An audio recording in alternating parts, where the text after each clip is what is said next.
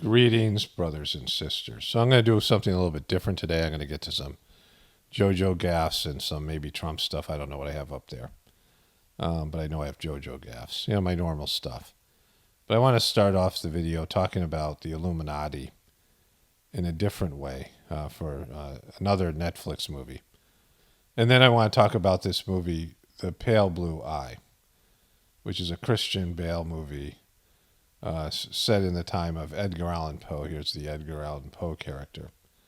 And, I had some specific thoughts about how it relates to everything that's going on in the world today and the dumbing down of America. It's kind of interesting. But let's start here. So I watched this movie called The Extraction. And I have seen this movie before, but I had forgotten about it. And then I started to remember it when I saw it. My wife and I take what's called TV naps, and depending on how well the person slept the night before, how tired they are, it's how long we fall asleep. And, my wife's sleeping, I'll usually watch a basketball game or something. But if there's nothing on, I'll find a movie that, maybe that she wouldn't like or whatever, something we wouldn't watch together. So I was searching through Netflix movies, and I saw, that's just happened to be where we were watching something on Netflix, so it's just easier, right? And I started watching this movie, Extraction. And it's set in Bangladesh, but it starts off in India, so that's why I found it interesting. And Chris Hemsworth plays an military, well, I guess he was Australian, who was fighting in Afghanistan and then became some sort of, a mercenary, ex-military private contractor, right? And he extracted people who were kidnapped. It's a very violent action. It's basically all action.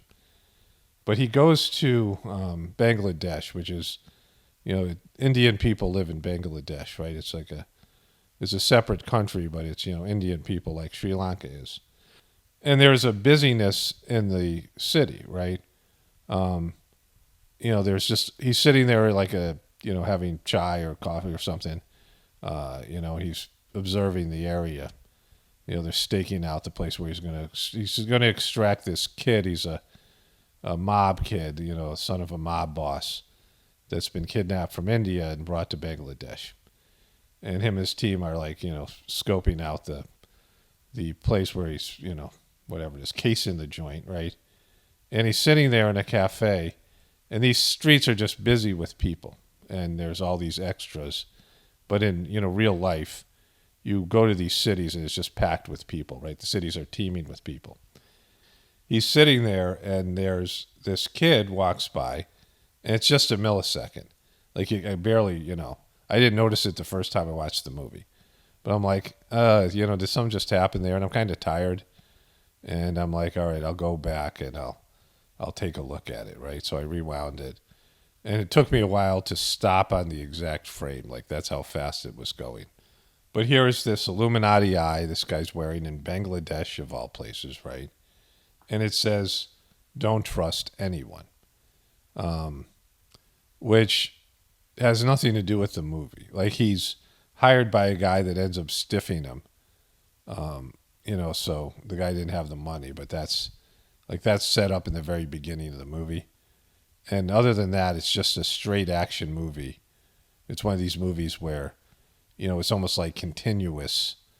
That I never saw the show 24, but the way that was filmed, where there's no, there's not much leaps in time, right? Most of it's just continuous action where he's getting to, he's just extracting this kid from the other mob boss, and he's fighting his way out of the city, right?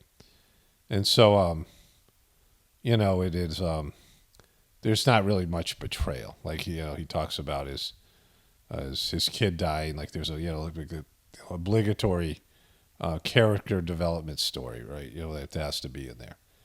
But there wasn't anything in there that would say, don't trust anyone, right? In fact, there's people that come through for him.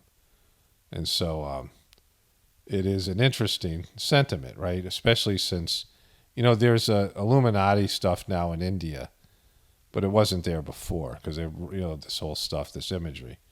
But this is obviously the capstone of the pyramid associated with America, and then this saying here. And then I rewound it a little bit, and you first see the kid here, and it took me a while just to stop it there. Like they show the kid here coming through, again, like less than a second of footage, and then they show him again. Like there's these brief moments where you pick it up subconsciously, but I like I said, I missed it the first time I saw the so you're going to get this subconsciously. You're going to see the capstone of the pyramid, and it's going to subliminally you're going to read, "Don't trust anyone." Here's another view of it, but like I said, it was hard for me to stop on the exact frame. Like it wasn't, it wasn't. It was done for such a brief amount of time, but them getting that message out there, and it happens constantly, right? It happens, on every time you turn on the TV, there's some sort of symbolism and subliminal programming. This is, going back to Edward Bernays' book, Propaganda, that talked about how they were going to use TV and ultimately movies and now the internet to program people, and through symbolic imagery and, like subliminal messaging and all these other things, right? But you watch this movie, and somewhere inside your system, it would be creating trust issues, right? Don't trust anyone, just like, we saw in the movie They Live. But to add to that, my wife and I saw this. It was like one of these carnies, like a carnival. And there is, this happened, right? There was a ride. This is like one of those ships, like a pirate ship that swings, up and down from this, this access point here. And it's called Pharaohs of Fury, and it's loaded with Illuminati symbolism. You can see here, there's just all these images here throughout. Like if some of you really can't see, but it's just loaded with Illuminati symbolism with the Eye of Horus up here, right? And of course, the pyramids and the Eye of Horus all are connected to extraterrestrial alien life, and all of that. So there's there's a thing there, right, that most people are oblivious to. Now people are aware of the Illuminati, but not what it really represents. So I want to add this in the editing portion. And the movie came out in 2020, which is significant because, pretty recent, 3 years ago. And I didn't remember watching it. I don't know if it was a Netflix movie, and but it was only 3 years ago. And when I first looked at it, I'm like, maybe I saw this thing, but I didn't really remember what it was. I started watching it, and I did, but, some decline in my memory. But how commonplace all these symbols have become, right? But I want to get into the pale blue eye thing here. So the pale blue eye, there's Satan worship in it. There's devil worship in it. And I'm not really going to cover that. I'm going to talk about that. There was a video yesterday on my other channel, and I'm putting a short out today of it, where Chris Hayes talks about making a sacrifice to Baal and making a deal with the devil. A couple people had sent it to me. And I talked about, the way that he would say he was talking about it, which is making a deal with the Republicans over gun control. And, I want to get back to the pale blue eye here in a second, but, I had these thoughts that people don't understand this, that devil worshiping is a subsidiary of the, it's like, there's multiple, like, we're doing gratefulness meditation because, and the organization of heartfulness has gone corrupt, right? In terms of, me and some of the people who watch these videos are doing our own meditation now. And there's subgroups that happen, right? There's all these different branches of Christianity and all these different branches of every religion. There's, the Sunnis and the Shiite Muslims, and then there's all these, these little subgroups, right? And for Christians, Satanism is a subgroup. And so what the Satanists are, there's an atheistic aspect to it, and, You know, they're embracing the villain in the Bible, and whether they believe in God or whether they, a true Satanist is somebody that doesn't look at God as the hero, but looks at the devil as the hero, and they're still, connected to the Bible and the religions, right? The religious, the Christian religion. So somebody worshiping Baal is not a Satanist. These Canaanites or these other people that worship, idol worship. That's two different things, right? Baal and, Satanism and Illuminati, they're all different things. They're different perspectives, and they have their own connection to whatever,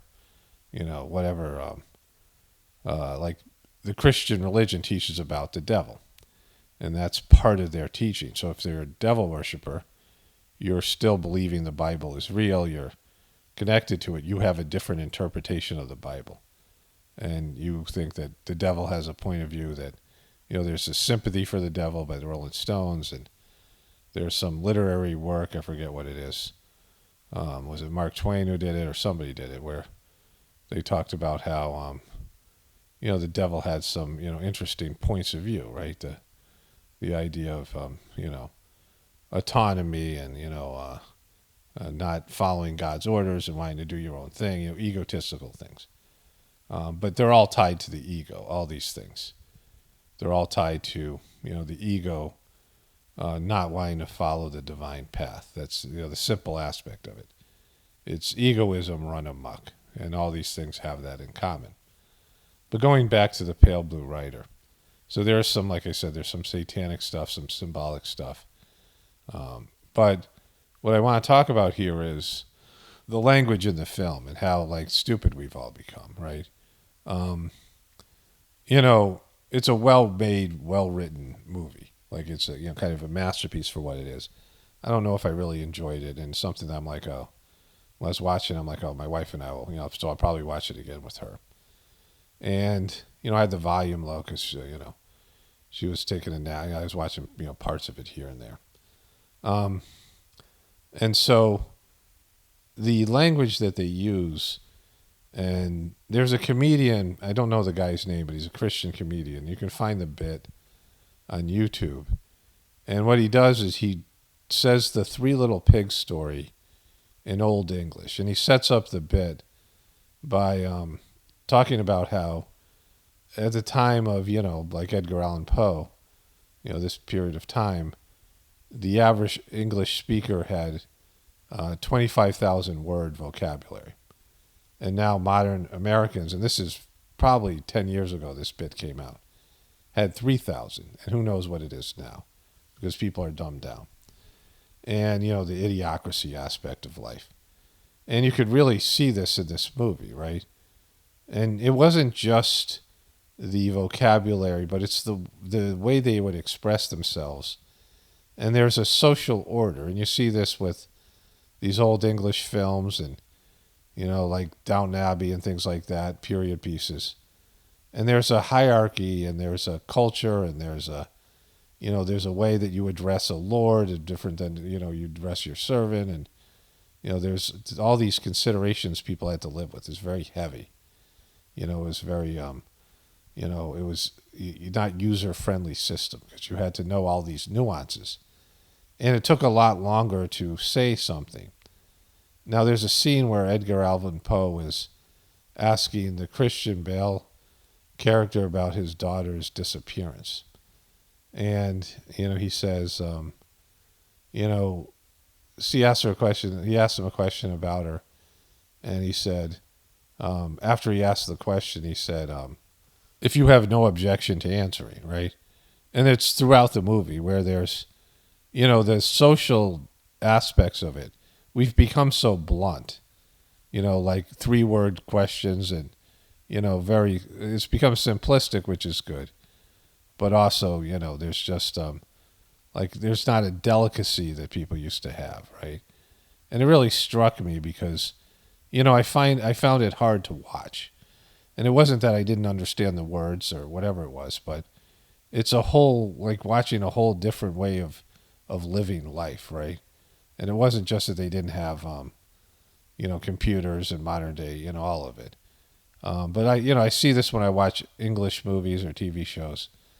And, you have to get used to the accents, but also they just have a different way of speaking and it's nuanced, and you have to get into like a rhythm of it to really, get all the information, right? You have to work to, it's almost like they need subtitles and, in American English, right? But there was just this element, and I could see the idiocracy, how much, sharper they were having to carry on all these, the life in these ways where there's all this going on, these subtle aspects of, just the way that people treat each other, the way that, the women had to behave and all these things, right? Men had to behave around women and, like just all of it. It's just, it was much more difficult, and it demanded a lot more out of people, and then just the intelligence level. And the Edgar Allan Poe character was interesting because before I even, thought about watching that movie, I didn't know it was featured Edgar Allan Poe as a character. But I liked reading Poe when I was in school. We had to read it. And I had all these books that I can tell you about. I've talked about the Cockroach, which is, I think it's called that. It's a Russian book where a guy turns into Metamorphosis, I think it's called. And he turns into a cockroach. And it's brutal. The Scarlet Letter. Some of these books, they were just hard to get through. They were required reading for, my education. And I'm sure that they helped in some way or another. But I really enjoyed Poe for some reason. I've always had a thing about crows and ravens and, animals in general. But, the movie The Crow and the Brandon Lee character dying, all these things. But I had just sent my wife a video that YouTube recommended, which was a crow that this woman was feeding peanuts to. And the crows were leaving her like loose change and shiny objects. There's a great book called Rascal that my kids, we read as a family for my kids' homeschooling. I really enjoyed the book. I'd seen the movie when I was a kid. But Rascal's a raccoon that this guy raises, and it becomes wild, and it's like a 12-month period. And there's a crow that's like stole somebody's engagement ring. And this guy is, this kid is friends with all these animals, right? He's raising this raccoon, and he has a relationship with the crow, and crows steal shiny objects. And I went to this zoo, Albuquerque Zoo, and they had a raven there. And the raven could, ravens can make, it's one of the smartest animals. Like they can solve equations, they can make tools. Like if there was, they were giving these ravens a piece of bendable metal and a Coke bottle, a soda bottle with something in it, and the raven would make a hook and fish it out, right? And this, the show that I saw at the zoo, it could tell the difference between colors, it could speak, it could, sophisticated. They're just very smart. There's examples out there of 4 ravens working together to get, some dead animal away from these, like a vulture. They're working the vulture, right? Like, some of them are harassing the vulture and they're like stealing the food and whatever it is. So I was already like thinking about crows, and then this Edgar Allan Poe, of course, he had that famous, I guess, poem or something to do with the raven, whatever it was. But there's just a different level, and the dumbing down of people. Like you see the consciousness has just left people, and not just the hemorrhaging of vocabulary words, but, just all of it, right? Just a weakness and I think it's partly just because of the, just the catering to the customer aspect of the, hedonistic system here. And again, I don't relish or want to go back and live with all those social dynamics. But people, were much more aware of other people's feelings, and, were more sensitive and respectful to people. And that took a lot more effort in terms of the language that they used. And now they're just as, dissipated. So like I was realizing that, and going back to this Illuminati stuff. I used to cover the Illuminati stuff as they were putting the symbols out there, and then I covered it. That it was going on at the same time. There's all these celebrities and Beyonce videos, and then just all these other things that I did. It was a big part of what I covered. But then things started to get real, like real life changes, which we see now happening, where the plans are kicking in, like this was the symbolism period and setting people up, and the Illuminati is a distraction, and all of it. But there's power in these symbols, right? Which they know about the power of the pyramid. When I was a young kid, I read this book, called The Power of the Pyramid, and it doesn't work. Like you like they were saying, you could build a pyramid out of like wood and put a razor blade in the center. It would sharpen the blade, And I was a little kid, and I was like trying this stuff, and it like wasn't working. But it was a book that was out there whenever. But there's power in the pyramids, the legitimate pyramids. And, it represents something a hidden history that they're not willing to share with us. And I was talking about the Anunnaki and all these things in Samaria, and then, these pyramids around the world and all this kind of stuff, right? But now it's coming back around. Like there has to be an acknowledgement. The Freemasons worship the great architects, which is these extraterrestrial beings that built these pyramids and these other things. And there's going to have to be a revelation of truth at some point, the origin of our species and all these things. And they really, once they do that, they lose control. When they say that that people are a slave race that was left behind here, then the people running the system, they don't have the authority anymore. Their authority is based in that they're gods, right? That money is God, science is God, religion.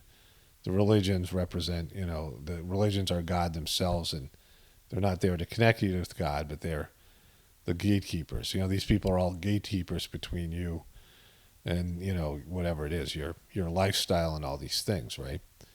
And so when you lose that, when they, say, well, there's actually more advanced peoples and, there's a whole other thing here, they lose that, right? If aliens showed up with more sophisticated technology, they lose control of the narrative. Like there's higher, one of the things was the manifest destiny, that white European Christians were superior and given dominion over the earth. The queen has her orb and scepter, which means she's God's representative on earth.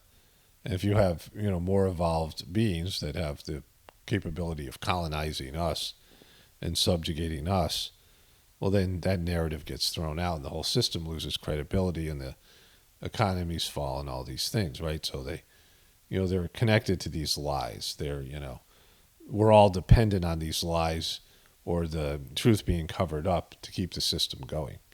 And this idea that God's inside of you, so that religions, really are an obstruction to that.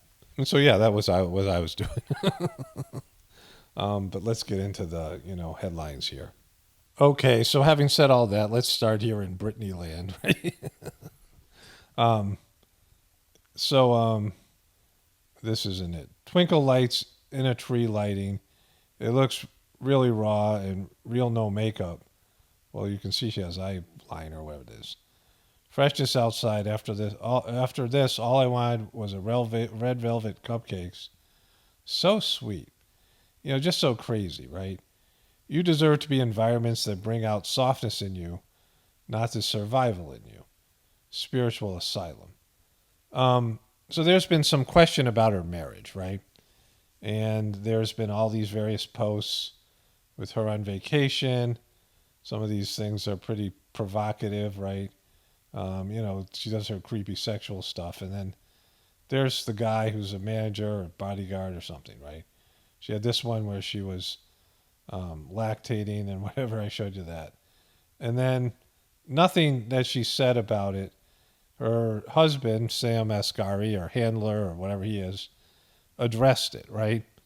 And so apparently, because I searched for it, because I couldn't really tell from the images, She eventually put her wedding ring back on, but didn't say anything about it. And this is typical Britney land, right? She created a controversy by not wearing a wedding ring, and it might have been purposeful in a way to gain attention and, bring, I don't know. Like, I don't know if this is an act or not. I don't, I suppose, probably partially isn't. A lot of times she just seems really crazy. And she's shown various personalities. She's shown the one where, let me see if I can find that one. See the pink rose? Yeah, we see it. See how beautiful that is? That's really beautiful. Watch. She talks like a little girl here, right? There's times when she's yelling at her kids and she seems like a real boop and a real boop. B and C. Those are B and C boops.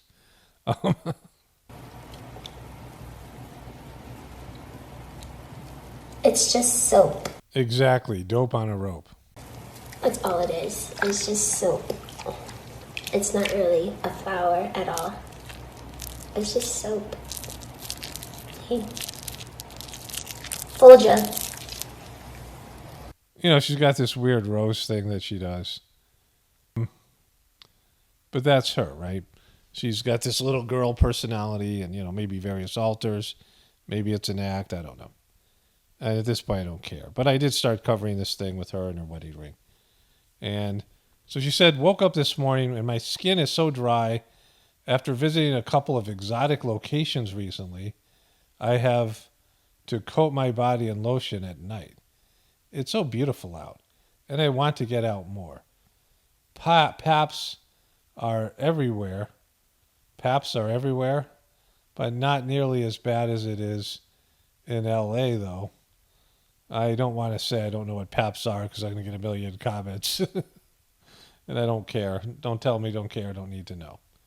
My car broke down the other day, and I got out telling Hassan to come to my side, and the paps were there and took pics. Oh, paparazzi. I looked like an idiot. My facial expression, the way I was leaning, the pooch in my stomach was horrible because they got a pic of me in a helpless situation, so of course I get protective of myself. I went out with a friend and same thing. It didn't look like my body, and by no means am I saying my body is perfect, but I took time 2 months ago to find a trainer, and the first thing she did to me was literally, and I'm not even lying, pinched the skin on my stomach and legs and told me I need to get my younger body back. She's not lying. That's what she did that, right? Why the hell did she do that? It made me cry. I obviously didn't hire her, so I did it myself. I work out 45 minutes 3 times a week. That's it. I hate working out for too long. I'm sharing this because I've worked out hard to get in shape, yet I don't look like the picture that the paps take. God knows my body ain't perfect, but I didn't want to share my body looks like at that moment. I work my ass off, and for some people like the trainer who might see those nasty pap pics and secretly smile. Yep, you all got it. I have 4 hours of footage from me shooting this yesterday, and boop, I'm just getting started. See, the thing about it is, she's concerned about her older body. She's in her 40s, mid-40s or whatever. She's had a couple of kids. And how she looks to the paparazzi. And yet there's this story out there that her and her husband are splitting up. And that's going to draw more media attention, all these things, right? I mean, you know what it's all about. So why not just say, I just had my wedding ring off, like her husband addressed this. And so why wouldn't she just say something, right? And she's done all these things to keep the story going. But then, apparently in this video, she puts her wedding ring back on and doesn't address it. She's done this before. This is the crazy part of Britney land. Because, she's very self-conscious about all these stories about her, and yet she drives the narrative. And so either she's faking or she's not. But she does do a little happy dance here, so let's get into it. Here I am. Check out my hair. Oh, my arms are in the air. I'm going slow. I'm sultry. I'm going slow. There's my tramp stamp. Look at my tramp stamp. There it goes. Disappeared. Coming back around. Look at my arms. Okay. hike up my bra, touch my eyebrows. There we go. With my arms around there. There we go. Do that, up and down, bug down, squash my legs, point out, grab my crotch like Michael Jackson, do the twist, then up, grab my head again from a different angle, grab my boobs again because I don't have anything else to do. Tramp stamp, hands crossed, hands above the head. They're smiling. Wait, where's my smile? Where's my head? I haven't spun yet. You guys notice I haven't spun yet? I'm back to the beginning. I didn't even spin one time. Here we go. I just did the slow, sultry spin. Look at my sultry spin. Look at my tramp stamp. All right, let's get out of Britney land. Why this getting's good. Sharing stories of vulnerability is so powerful. It's how we connect. It's how we begin to heal. It's how we this is Giselle Barreto Federman. It's how we make it easier for the next person to tell theirs. And then Brittany Shepard. Senator Federman is not the only member of Congress to struggle with mental health. I spoke with Senator Tina Smith, Representative Moulton, and Representative Ritchie, and these other people, and together they've made some of the most transparent disclosures about the journeys I've heard. Here's their video. I want to start by thanking you all for meeting me and having this very important, I think sometimes tough conversation about mental health. I think it's best to start if everyone could go around and briefly explain in your own words, in a minute, what mental health struggles you've personally faced. Look, I suffer from PTSD from the war. I sometimes feel a lot of regret. Okay, so they're normalizing being broken. Now, I worked as a counselor, and you can diagnose anybody with something in the DSM-5. If you go into a therapy situation, they're going to diagnose you with something. It's the way they get paid. It's the way therapists get paid. If the most light diagnosis, and I worked with the DSM-4. The DSM-5 came out, and I wasn't working in the therapeutic field anymore. But there was a thing called an adjustment disorder. That's what I would diagnose people with. So they didn't get labeled with something, in terms of when I had to do psychological assessments of people was something different, right? Because I had to, report what I saw. But in terms of personal therapy, and I really, I didn't have my own practice, but if I had one, I would say the person had an adjustment disorder. And when I was in a situation like that with, especially an adult person, it's different with kids, but with an adult person, but even with kids, you can be labeled with a diagnosis for the rest of your life. And you can be misdiagnosed, but it'll be out there and people find it when you're getting a job. It's just out there, it's out there in the public record. But adjustment disorder means that you're going through something, but you don't have some, like some major diagnosis. And that's the least you can get, right? You're going to get something because it's your fault. It isn't the system's fault. It isn't a dysfunctional system that's making people crazy, right? But these people are supposed to be leaders. And again, this is an issue of whether you want them leading you. Like, again, people shouldn't pretend they don't have issues. But when somebody's in a psych ward for months and he's making, important laws about, all these things, right? Mental health, people in leadership position, they all suck anyway, so it's not a really big deal for me. But this new, idea that they're all crazy, they're all admitting to being crazy. Speaking of which, I might find this whole Ireland speech and review it because people sent me 2 gaffs. I haven't seen them yet. But if there's 2, there's always more. So I'm going to just show you these today, but I might go back and find the whole speech. But, my viewers sent me these 2. I haven't seen them yet. And so one of the things that she'd look at me and say, Joe, remember who you are. Like, you're a Biden. Like, what the hell is a Biden? You know what I mean? I'm like, well, we have some ideas what the hell the Biden is. Like I'm anyway. And she said, you can do anything. Exactly. That's what it means to be a Biden. You can do anything. You can grope, sniff, snoozle, lick, do anything you want to other people. You can plagiarize and lie and be corrupt, take money from foreign governments. You can father a crackhead son who impregnates a stripper named Dallas from Arkansas. You can do anything. You're a Biden. That's what it means to be a Biden. My heart. There's nothing our nations can't achieve if we do it together. I really mean it. Wait, that's his line when he says, it's a constant line. When we work together, we can achieve anything in America. But now he's saying that Ireland is included in that, right? Like just, he's already off the rails. So thank you all. God bless you all. Let's go lick the world. Let's get it. You want to lick the world? You want to lick the world one person at a time? Let's go. Because you're a licker, right? This guy's a licker. Classic JoJo Magoo. Healthcare is a human right, period. I am so glad to see POTUS prioritizing the health and well-being of dreamers, which is long overdue. Again, this is, a guy who's crazy himself talking about this senile MNFer. When President Obama and I created the DACA program, we knew it would transform lives. You mean when President Obama created it, right? You were just there, drooling on yourself and groping people. I'm not saying it's a good thing or a bad thing. I'm just saying he's taking credit for something he had pretty much nothing to do with. And it has, bringing stability and possibility to hundreds of thousands of young people known as dreamers, brought to America's children. This country is the only home they've ever known. And many were essential workers in the front lines of the pandemic. Kaboom. We need more of them and less of Americans, right? We need more immigrants. American in every way except on paper. It's past time for Congress to give dreamers a pathway to citizenship. And while we work toward that goal alongside dreamers, advocates, members of Congress, we need to give dreamers the opportunities and support they deserve.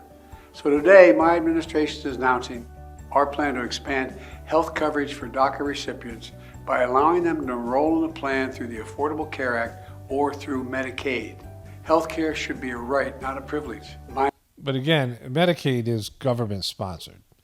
So you're having American taxpayers pay for people here who might be here even illegally their health care. And this is what, the depressed, Fetterman Smash is saying that he supports here, right? And again, if they can buy private insurance like so many of us have to do, that's one thing.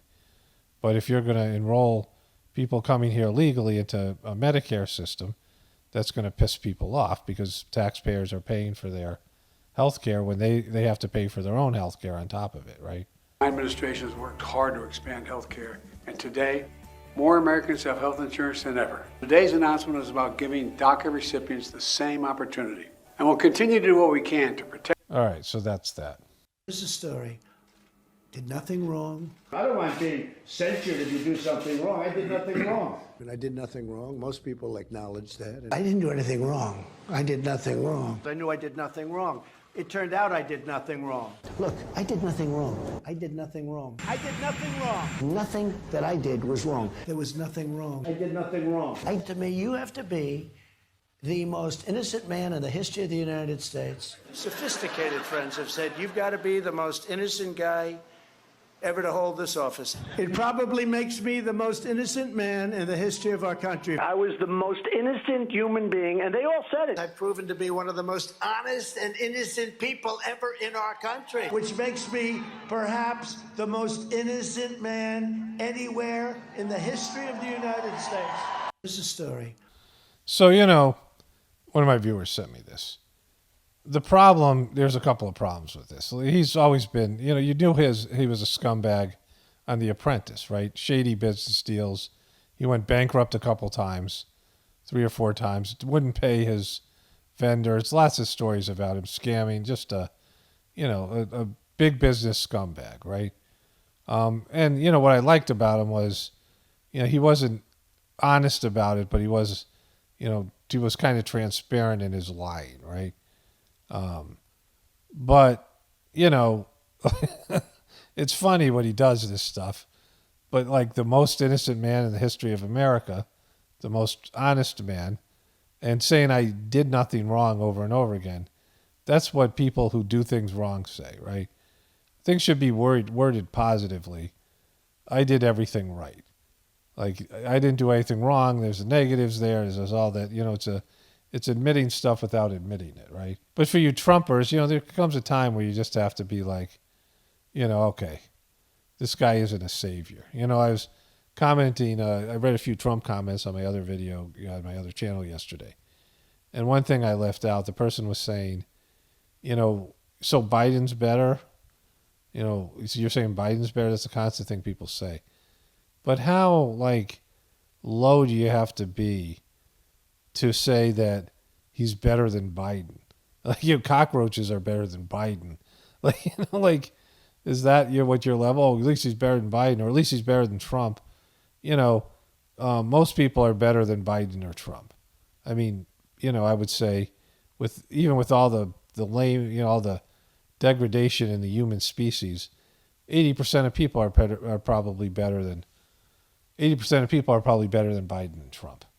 And so, why you even, why vote when that's your choice, right? They're in the lower 20% and humanity sucks right now. Just briefly here, I want to get this video done and out. I have some more to add to my voiceover in the beginning today and here, just the end here, tomorrow on my other channel. There's some stuff I want to get to about Tiffany Dover and people thinking she's, that she's really dead, all that stuff. And, just some other stuff. Stuff to do with the Dalai Lama. I had some Dalai Lama fans leave me comments on my other channel. But just to wrap this stuff up with Trump and Trump supporters. So I got a couple more comments here from Trump. Just reading through my comments on this channel. There was a few of them, pro-Trump comments. And this one here. I can't believe you're picking on the one man that's done something for America. You mean Trump's? You mean he's the one man? The only man that's done something for America. Why don't you waste your foolish on picking on one of those pedophiles?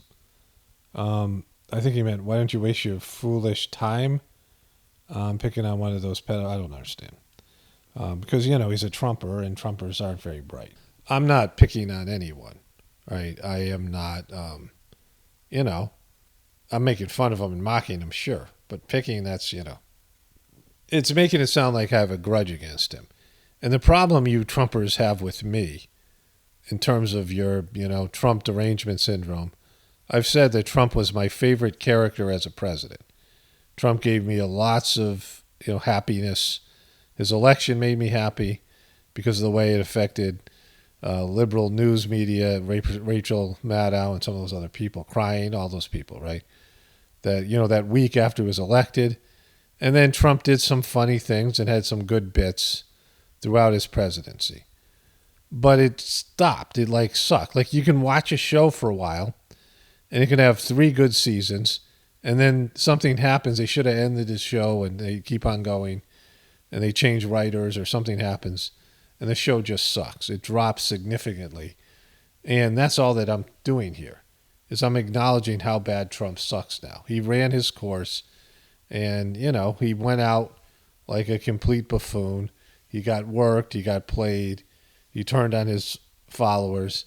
And he showed you everything you needed to know, just all along with all you Cubies, realizing that everything that Q said and promised, there's so many times that Q said something that didn't come true.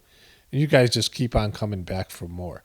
And that's why they can run out all this Illuminati stuff and, whatever it might be. Because, people are pacified. And my saying this about Trump isn't going to cost Trump the election. I have no influence over how the election's going to play out or any of these things. But it bothers you because deep down you guys know that Trump, worked you. He's a scumbag and, all of it, right? And because of that, fish boy and horse face, right? You guys can't deal with it. Trump makes, Trump picks on people, and I don't, I'm not picking on them, right? I'm mocking them, in a way that I have no power over them, and I'm not doing it to them personally. I'm not trying to hurt their feelings, but I'm mocking them because of their hostile acts, and they're lying to all of us. And, Trump is just a liar. He lies constantly like all other politicians, but he's his own special breed. He's his own special breed. he makes nicknames up about people and other things, and you guys don't like it when somebody does the same thing to Trump because you've pinned all your hopium on some guy that's completely worked you, played you, and demonstrated that he's not on your team, but you keep on going back for more. Thank you, sir. May I have another? Right? So there you go.